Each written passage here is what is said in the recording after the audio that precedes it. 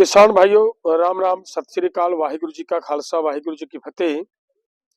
आज की इस वीडियो के माध्यम से हम पूरे देश के किसानों को ये बात बताना चाह रहे हैं कि एसकेएम नॉन पॉलिटिकल की तरफ से और केएमएम की तरफ से जो 26 नवंबर को खनौरी बॉर्डर पे के ऊपर अमन अनशन पर बैठने का जो कार्यक्रम दिया गया है, इसकी वजह क्या है।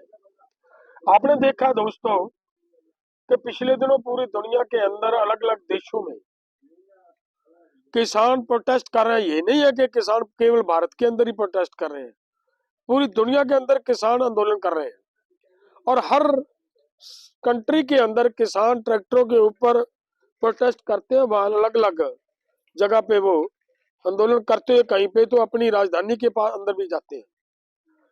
तो पूरे वर्ल्ड के अंदर किसान प्रोटेस्ट कर रहे हैं, किसी को रोका नहीं जा रहा। और भारत सरकार की तरफ से जब यहाँ का किसान अपना आंदोलन करने के लिए, अपनी बातें सरकार के पास रखने के लिए घर से निकला, तो सरकार ने यहाँ पे उनको रोका। जो रोका, जिस तरीके से रोका, आप सबको अच्छी तरह पता है कि सीमेंटेड बैरिकेडिंग की गई है। यही वो जगह है, यहाँ पे हमारे एक युवा शुभकर्ण को गोली मारकर शहीद कर दिया गया था हरियाणा पुलिस की तरफ से। तो अगर ऐसी सिचुएशन है, इसका मतलब किसान अपनी मांगों को लेकर, अपनी डिमांड्स को, अपनी प्रॉब्लम्स को लेकर अपनी सरकार, हमारी सरकार किसानों के पास को अपने पास नहीं आने देना चाह रही। तो फिर कहाँ का जो सरकार, हमारे माननीय मुख्यमंत्री, प्रधानमंत्री जी हर बार ये कहते हैं कि दुनिया का सबसे बड़ा लोकतंत्र भारत है, और ये लोकतंत्र कहाँ हुआ जहां अपने देश के लोगों को ही प्रोटेस्ट करने का अधिकार ना दिया जाए।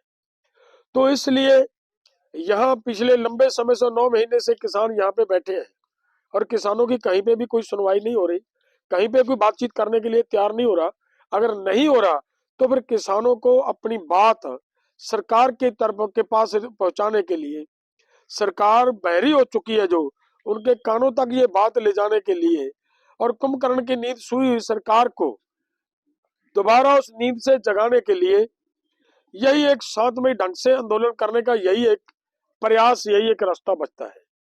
उस रास्ते पे चलते हुए दोनों फोरमों ने यह फैसला लिया है कि मैं जगजीत सिंह डल्लेवाल 26 नवंबर से अमर अनशन पे बैठेंगे और तब तक जारी रहेगा जब तक या तो सरकार हमारी मांगे माने, नहीं तो हमारी प्राणों की आहुति देंगे हम यहाँ पे अपने किसानों के लिए। और उसके बाद सेकंड लाइन का लीडर भी इसके लिए तैयार है, वो भी बैठेगा, दूसरे के बाद तीसरा बैठेगा, तीसरे के बाद चौथा बैठेगा, ये काम चलता रहेगा।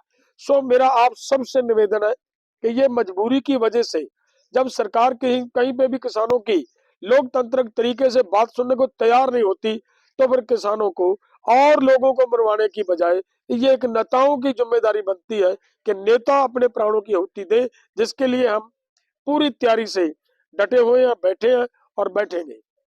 सो ये हमारा जो आप सबको बताने का एक कारण था। आप सबसे निवेदन है कि 26 नवंबर को पूरे देश का किसान सभी राज्यों से अपनी अपनी समर्था के अनुसार सभी किसान यहाँ पे पहुंचे। अगर ये वीडियो आपको पसंद आया है तो इसे लाइक जरूर करें। अगर चैनल अभी तक सब्सक्राइब नहीं किया है तो कर लें और नोटिफिकेशन पाने के लिए बेल आइकन भी दबा दें।